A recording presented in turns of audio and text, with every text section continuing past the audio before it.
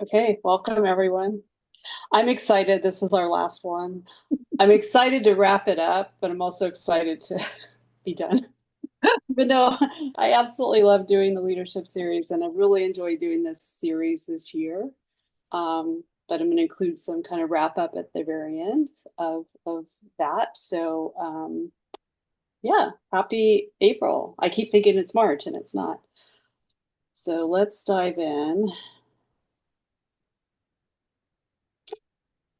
Um, Hold on.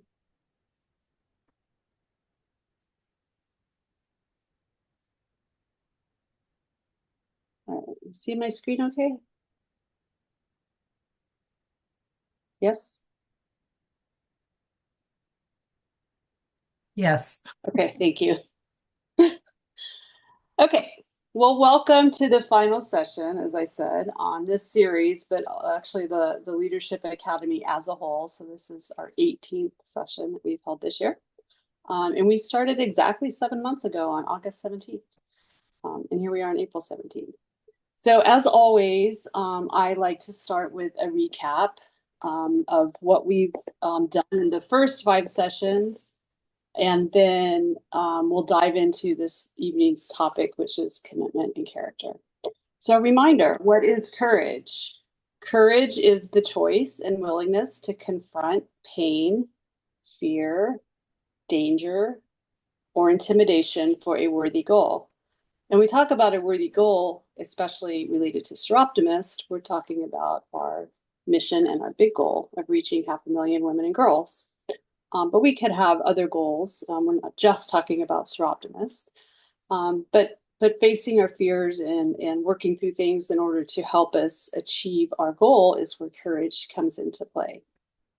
So when we focus on our goals, we can choose to overcome our fear of failure, fear of making a mistake, fear of upsetting someone, fear of um, losing a club member, which is something that I think we've all experienced.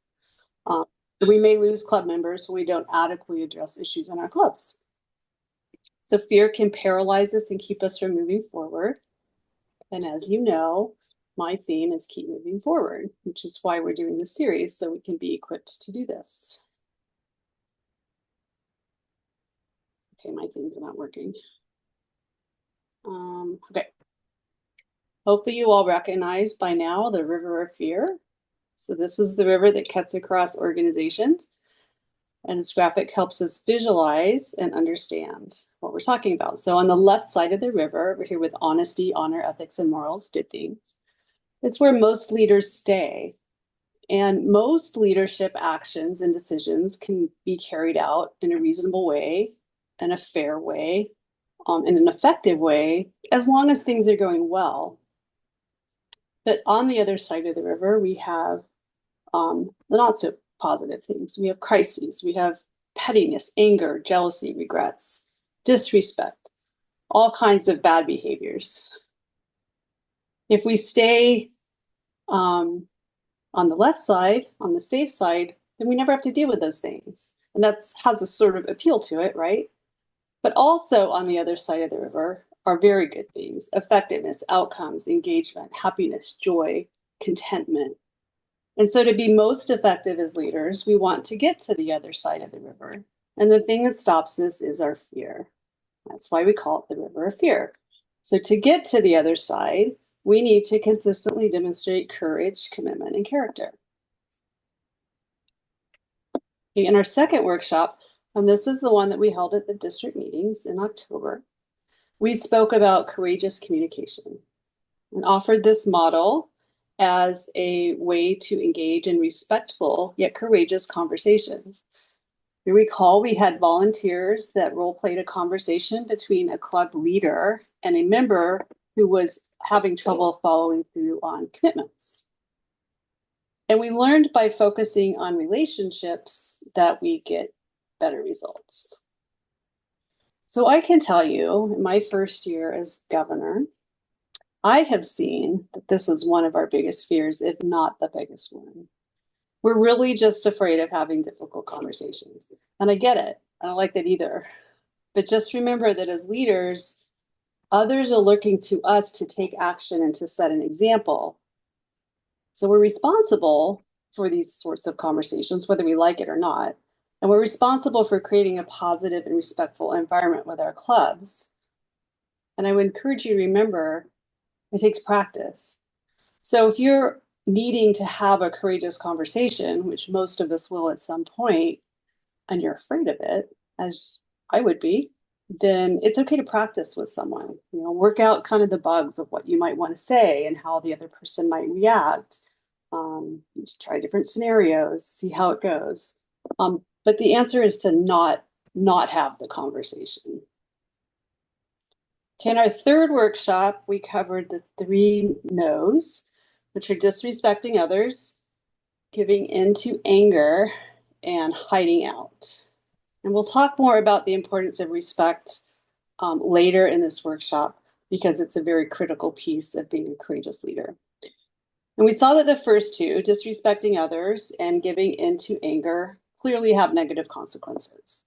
The third no, hiding out, appears to be more passive and benign, but we learned that it also has destructive outcomes. So it's not okay to turn and run. It's not okay to ignore something that is causing anger and grief. And every time you do, or every time you use any of these no's, you're being dishonest with yourself and others. And this destroys trust in your ability to lead.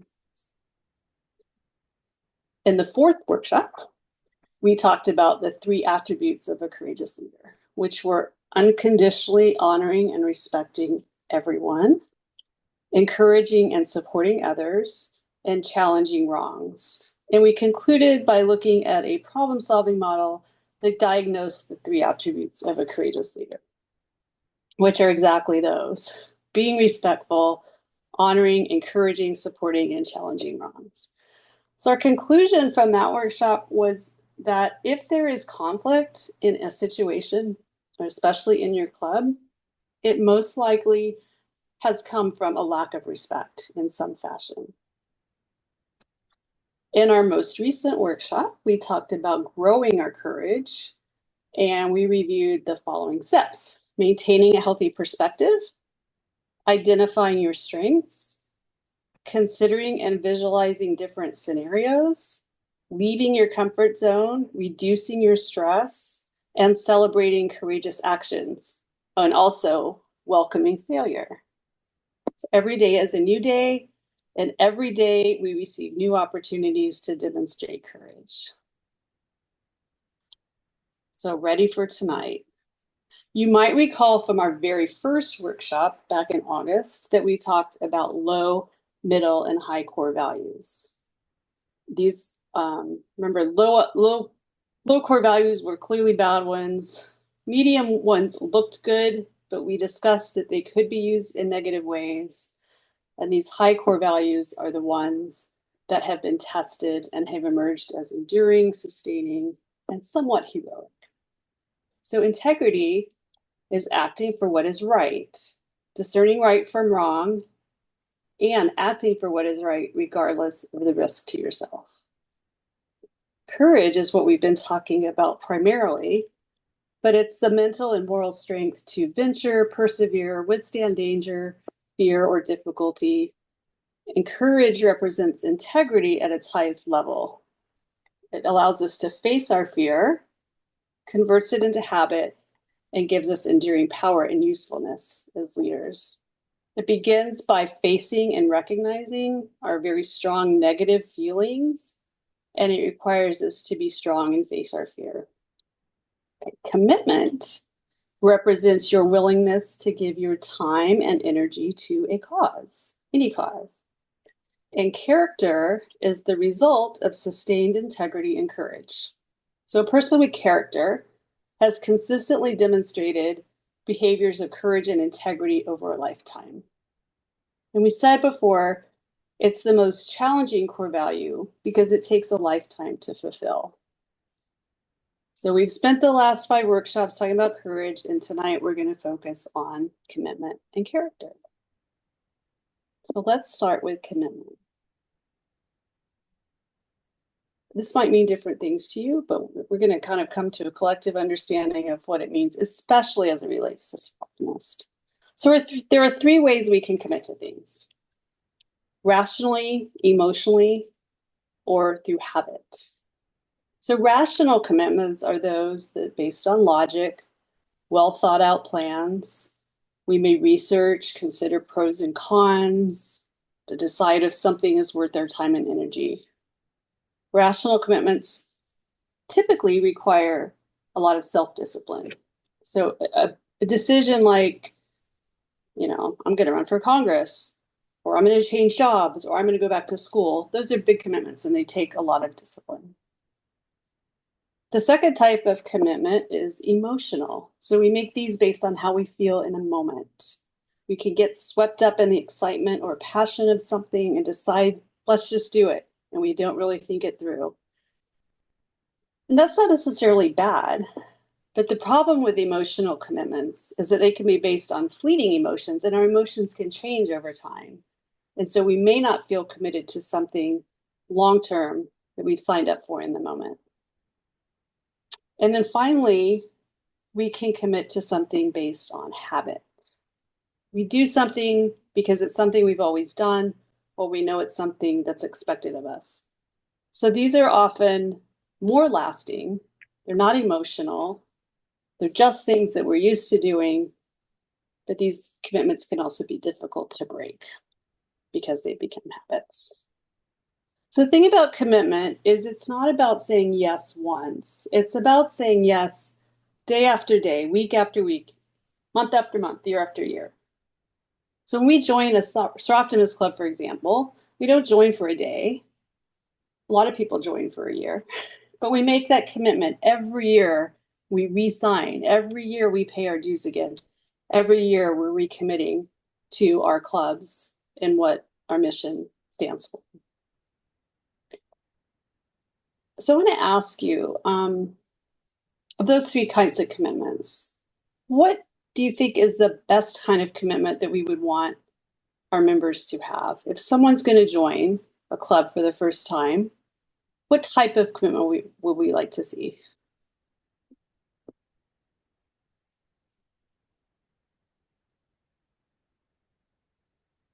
Or what have you seen?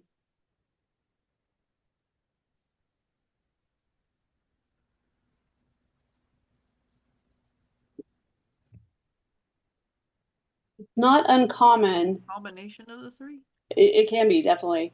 It's not uncommon to invite a guest to something impactful, for example, a Live Your Dream awards program. It's very easy to get caught up in the moment because it's so obvious that that's the result of the work we do. I know in my club, we've had members join at an event like that because it's an emotional commitment, right? They get caught up. They say, this is something I can get behind. Of course, I want to see these women succeed. I want to be a part of this. Is that good or bad? Well, it's neither. I mean, it's good, but it's because it's an emotional commitment.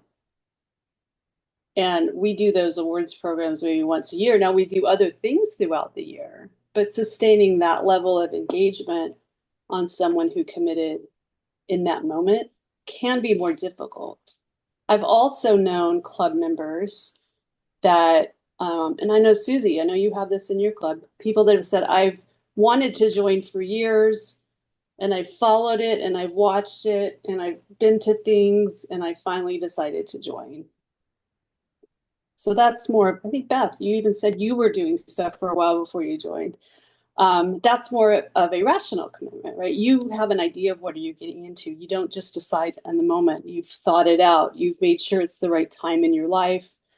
You've made sure you have the time and energy to put into it. Do we have members that commit out of habit? Yeah, absolutely. I mean, once you're in and you're in and you're in and you re-sign up every year, I mean, I think a lot of us probably, not that we're not rational or emotional because we can be all three at once. But a lot of our members, that long-term members especially, out of habit, it's become a part of their lives. It's It's like getting out of bed in the morning, I have a meeting this week, or even if you don't go to every meeting, it's just become a significant part of our lives in some cases. So there's different ways to commit and just be aware of it. Because as leaders, when we're working with especially new members in our clubs, understanding their reason for joining can be very important in helping to sustain that commitment and keep them as long-term members. Any other thoughts on that?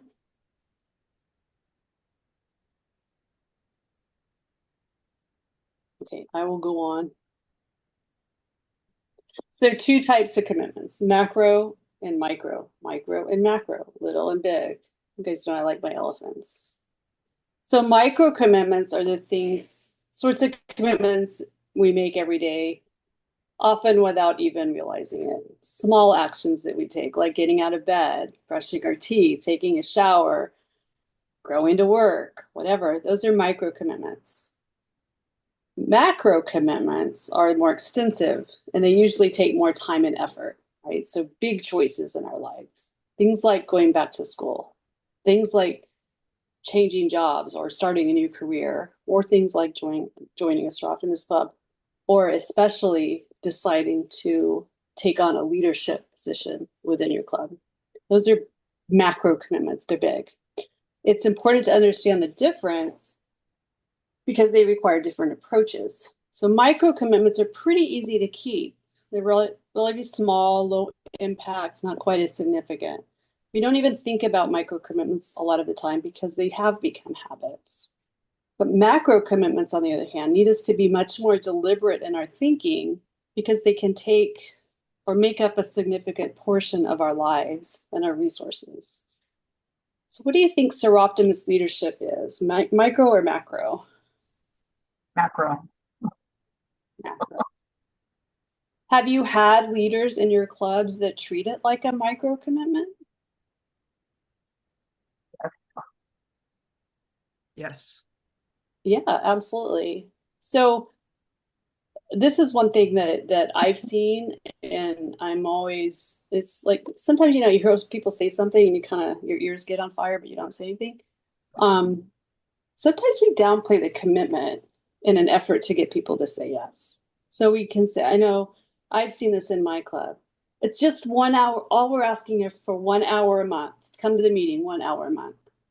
Well, we're all very experienced seroptimists, and we know that it's not an hour a month. I mean, it can be, but if you're fully committed to it, that's kind of an unrealistic expectation.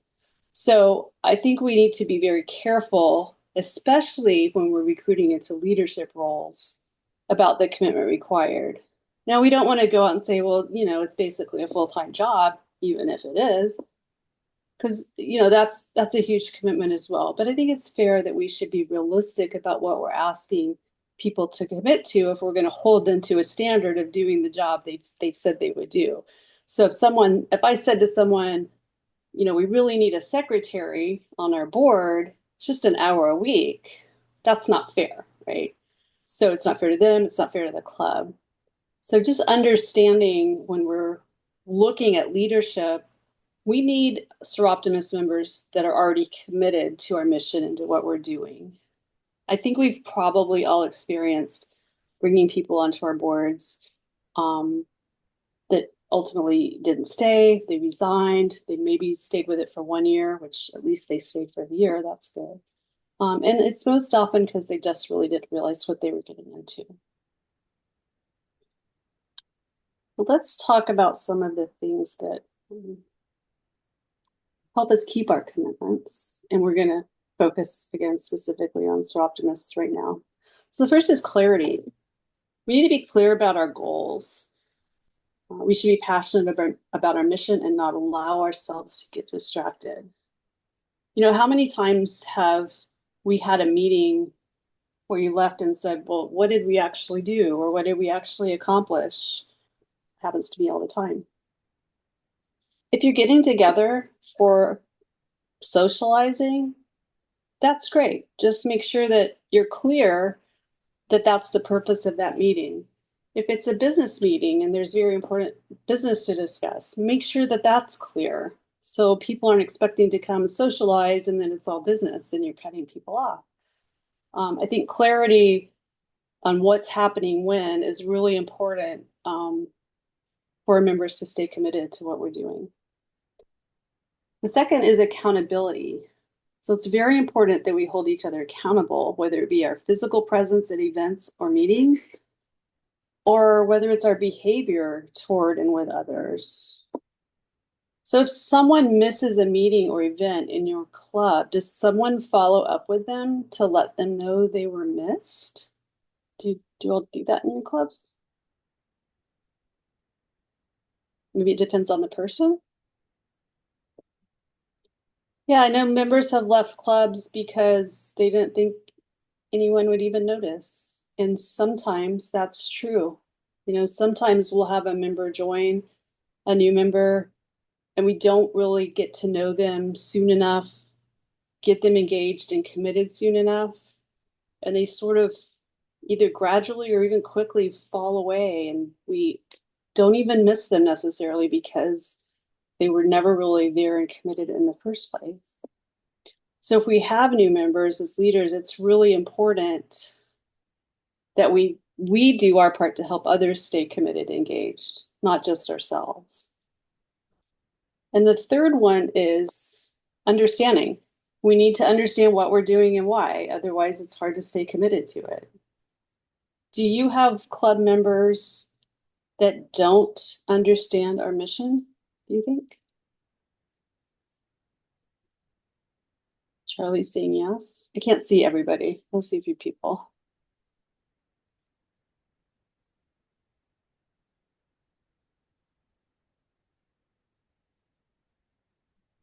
I don't know. I feel like generally people know, at least at some point, but unless we're constantly reinforcing it and talking about it, the mission could begin to feel more like a thing we're doing, an event we're planning, a fundraiser or something, etc., which are ends to meet the mission, right? Um, but what steps can we take in our clubs to make sure that it's always clear why we're here and why we're doing what we're doing?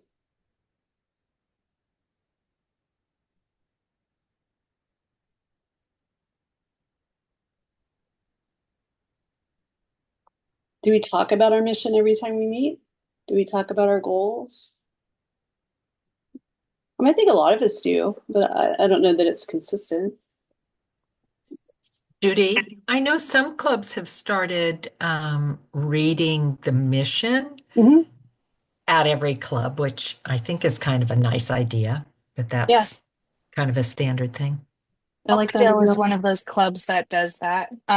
Every time before our meetings, once we call the meeting to order, we have somebody read an inspiration along with our mission statement.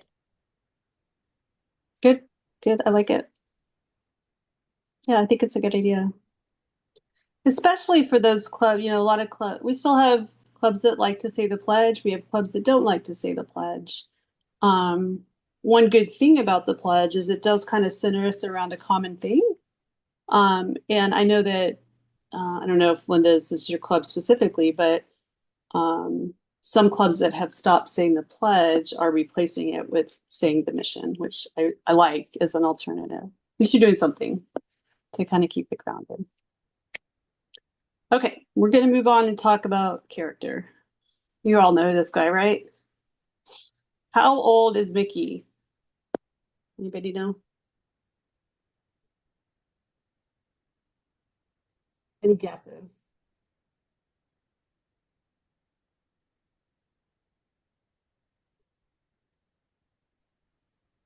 $75?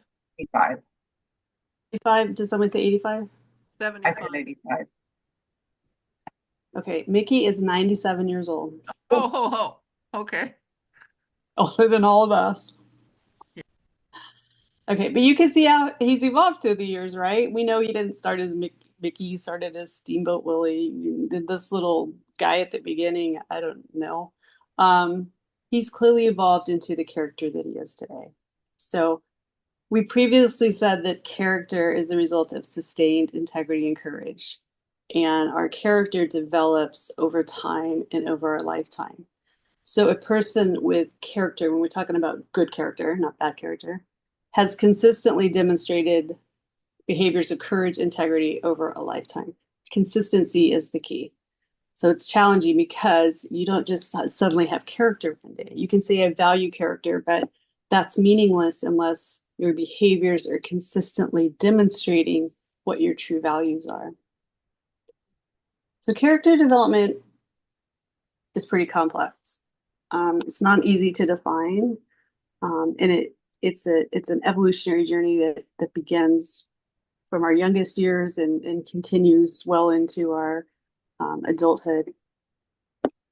It evolves, our character evolves as we cultivate values and beliefs, and those can change over time, through our relationships, through our experiences, through our engagements in various systems, whether it be educational systems, churches, family, whatever.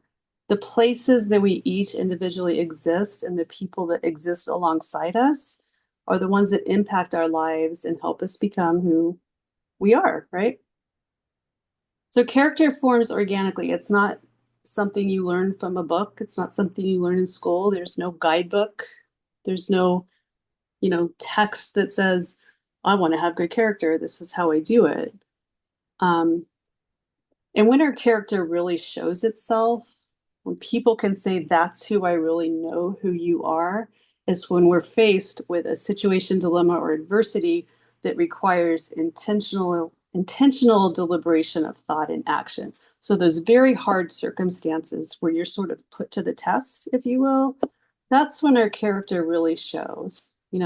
We either have the courage to be strong and make the right and not the wrong choice, or we don't. As we grow and learn, we always have the ability to learn, right? We always have the capacity to learn, to change, to develop new aspects of our character. We also have the ability to regress and to go backwards and to, lose some of our value and our character, especially if we're not consistent. There are things that we can do to help us be intentional about how we develop and demonstrate our character. So the first, character is personal. Who we are and how we develop, and whether we're intentional about it or not. As we grow from young to old, we develop reasoning skills, we develop problem-solving skills, we develop self-awareness and emotional regulation. And those are all things that play a significant role in shaping our character and influencing our values, our moral reasoning, how we make decisions, how we perceive and interact with the world. So personal experiences shape our character. And the key to intentional character development is using these experiences to develop our values and having a willingness to learn and grow. But it takes a tremendous amount of self-awareness. Do you know people that just aren't self-aware? I'm sure we all do. And sometimes you say, if they just, saw themselves the way we see them, everything would be fine, right? Part of that's judgments we place on other people, but part of it is being self-aware. Like, it's always good to get feedback. How am I perceived in a certain situation? I can perceive myself one way, and you all could perceive me completely differently, and maybe not in a good way. And if I don't know that, then I'm not really self-aware. So second is character is contextual, right? So there are factors that influence how our character develops. Environment, family, culture, socioeconomics, all things that shape our character. Our experiences in those environments where we live, where we work, who we interact with, all impact our character and how we make decisions in various settings. So for example, if you value honesty and transparency, put yourself in different situations. It may be when you're with your family or your closest friends, it's easier to be honest and transparent because you have really solid relationships. And it might be more difficult where in a work situation, for example, where you don't know people as well and you don't know how they're going to react to you. Sometimes being the recipient of honesty isn't easy. And knowing who you're talking to and how it's going to be received is very important. So context can matter. And finally, character is relational. So interactions with family members, peers, other seroptimists, these all influence our character because through our social interactions, we learn social norms, we develop empathy, we develop communication skills, we acquire values and beliefs, and we get to practice those. Can someone talk about a role model or mentor whose character you really admire? I'll give you a second to think about it.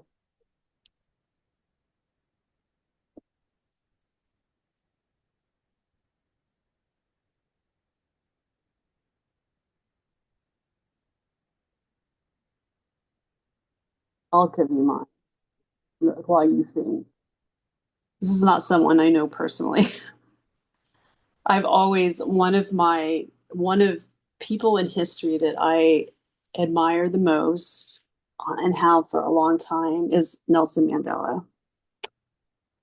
For the life of me, like when I was in college, I could not understand how this man could be so forgiving and kind and patient to the people that tormented him and imprisoned him and called him less than and told him to be quiet. And his ability to forgive wasn't based on them asking for forgiveness. It's just who he was as a person and as a character. And I've always just really respected and sort of marveled at the ability of someone to be so forgiving in such a difficult circumstance when no one asked for his forgiveness. Anybody else have an example?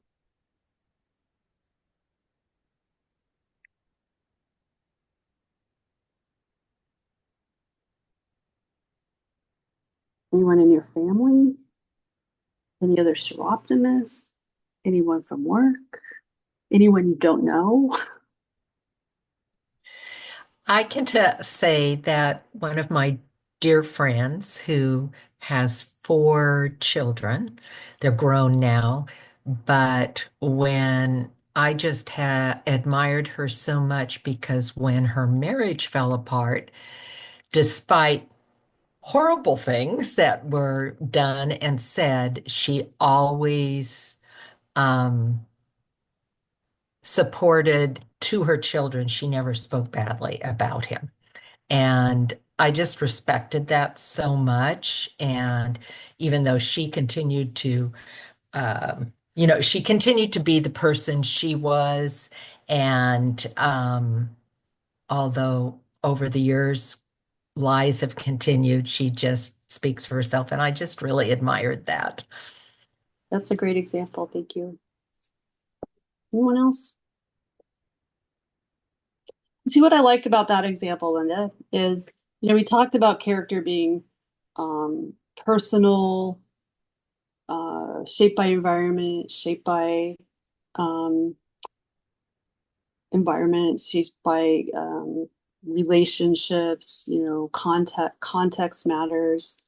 I gave an example of maybe it's easier with work or family than it is at work.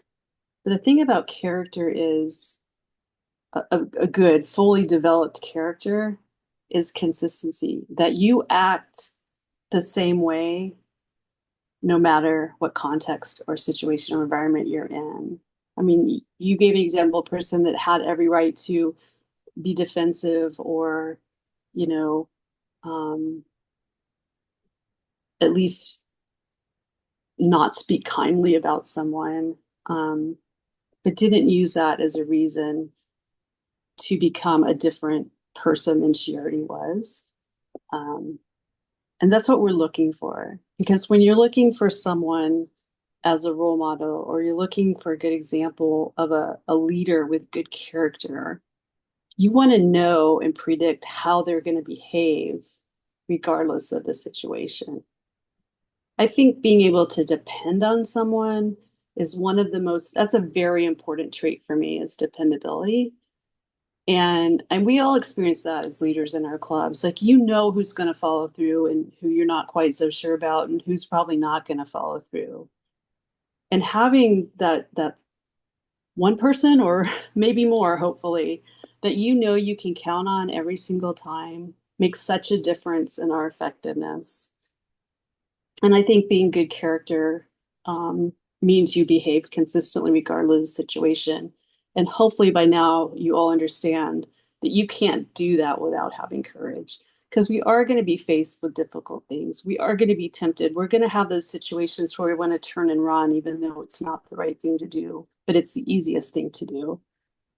And if we want to be known for as leaders that have good character, it's going to require us to have courage.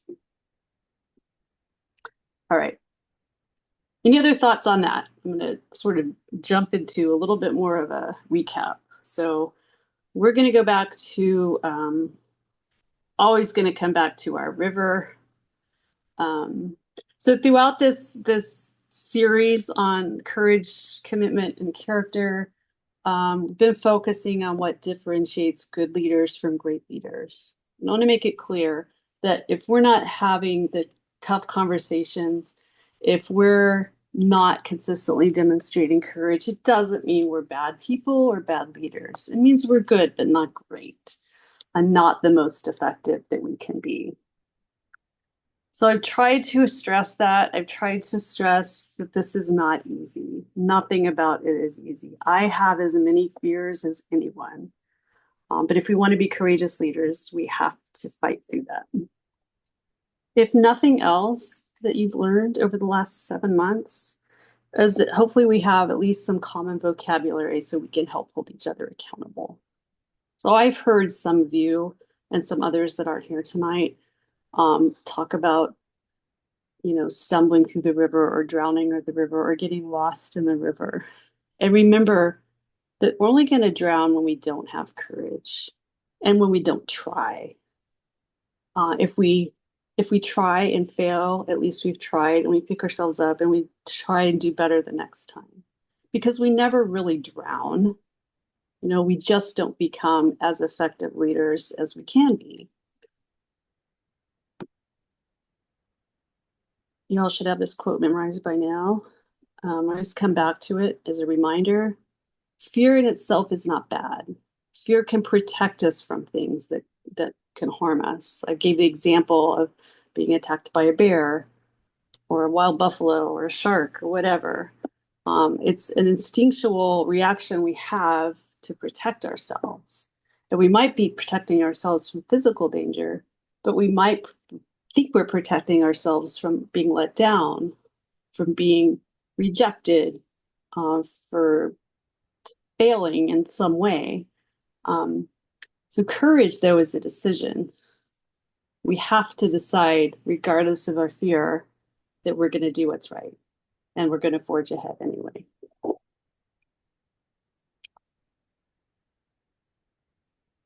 I want to leave with just some thoughts as we kind of conclude and wrap this up. Like 3 important things as I reflect back on this content and what we've talked about and what I've heard from talking to members of our region this year. 1, fear is absolutely normal. Everybody has it. There's nothing bad about having fear. It's how we choose to deal with it that makes a difference. Second, this is super important to me, is conversations, especially courageous conversations.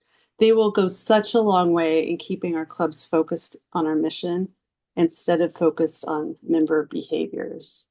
I know those conversations are tough.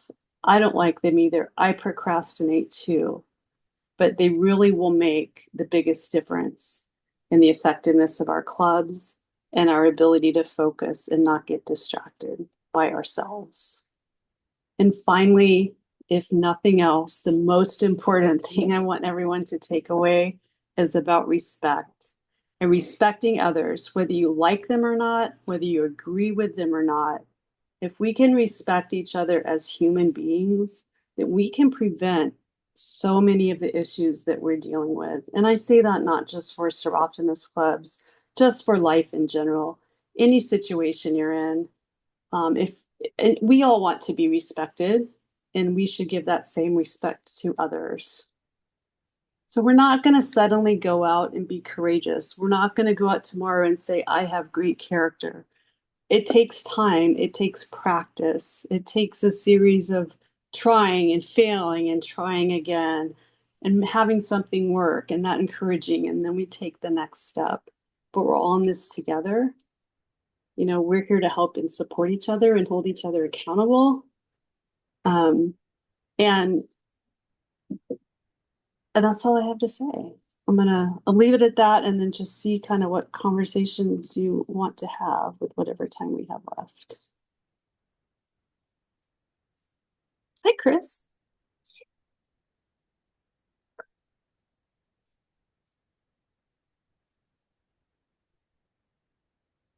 You guys are really quiet tonight. It's Thursday. It's Thursday. It is. End of a long day. It's been a long day. I'll think of 10 I can't even talk 10 different examples, in an hour from now.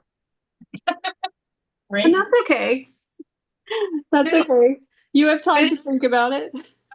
Judi, don't you think sometimes people have to earn our respect? I mean, I'm struggling with the respect everyone.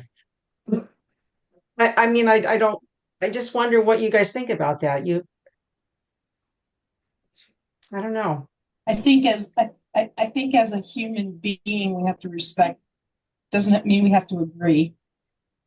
That's true.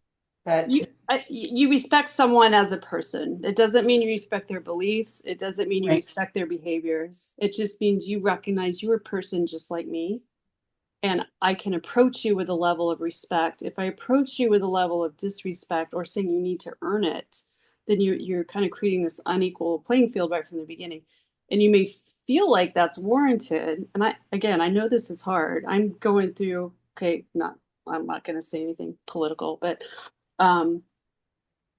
there are challenges out there, right? So I know it's not easy. And I tell you, I have really struggled one thing I really struggle with, not so much respect, but trust. And we've talked, I think, earlier about earning trust.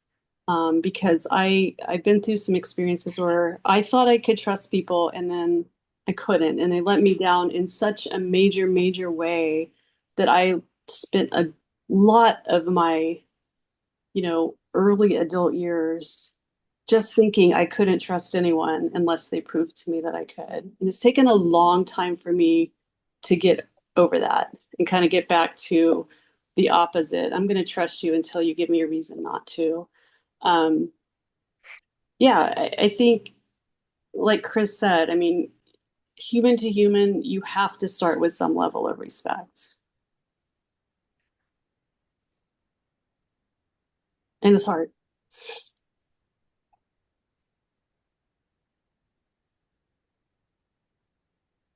I think especially as we get people's opinions so much from Facebook or other places, sometimes it feels like we know them before we even meet them.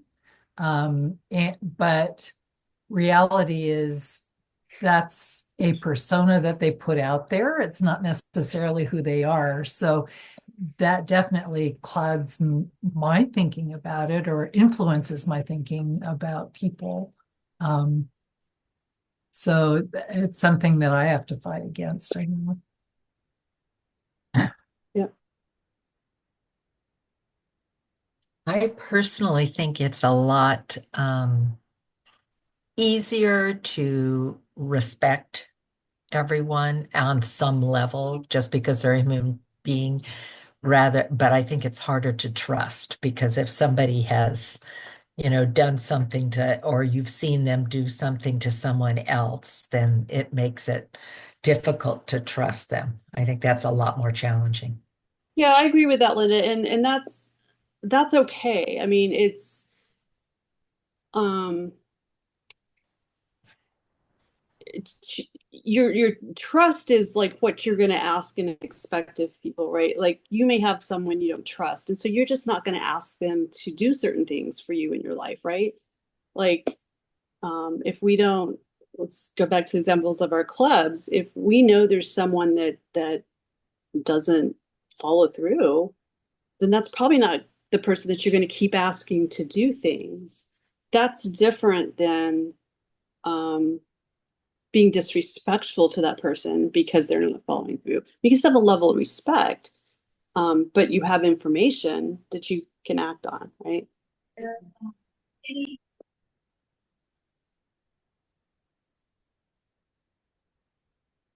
Tammy, I heard you for like a second.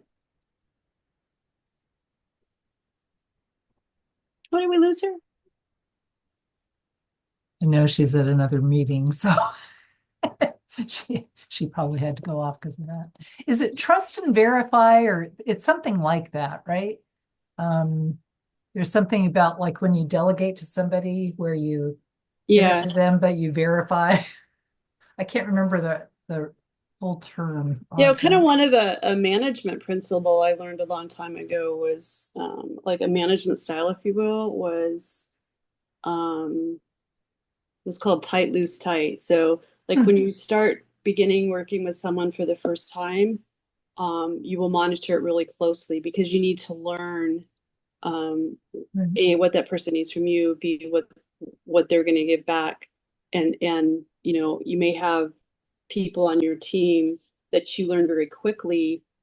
You can move to kind of this loose. I don't need to manage you tightly because I know what you're going to do and how you're going to do it. And then you may have those people that you always kind of have to keep that a certain level of oversight and kind of a grip on, if you will.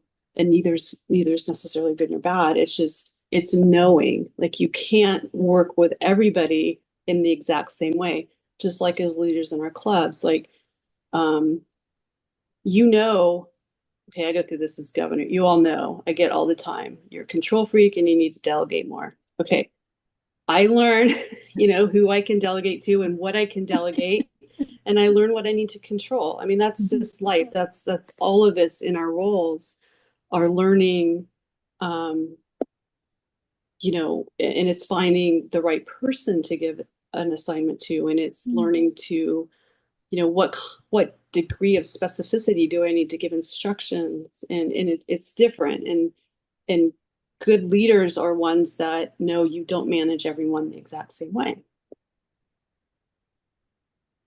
I don't know how I got on that tangent. Oh, because you said trust but verify. One thing we see on social media a lot, and Chris has probably put it out there too, is, essentially something like this: be kind. You never know what everyone is going through. And I think that comes back to respecting, someone could be acting out for something that you know absolutely nothing about. It could be something horrendous in their life. And just having that basic level of kindness and respect because you just don't know can really make a big difference.